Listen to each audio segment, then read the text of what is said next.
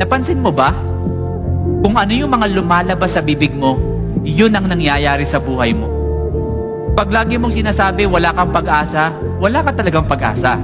Pag sinasabi mo na wala kang pera, wala ka talagang pera. Pag lagi mong sinasabi na hindi ka nagagaling, hindi ka na talaga gagaling. Because sabi ng Biblia, the abundance of the heart, the mouth.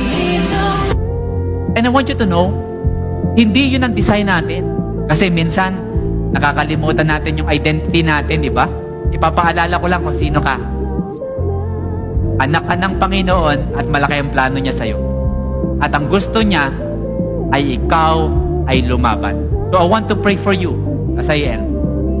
Sa mga tao dito na feeling mo lagi you are defeated or feeling mo na parang wala kang pag-asa sa buhay, I want you to know, nagkamali ka man minsan, that is not your identity. Yes, nadapa ka, pero that's not your identity because your identity comes from the Lord. At ang gusto niya ay ikaw ay lumaban.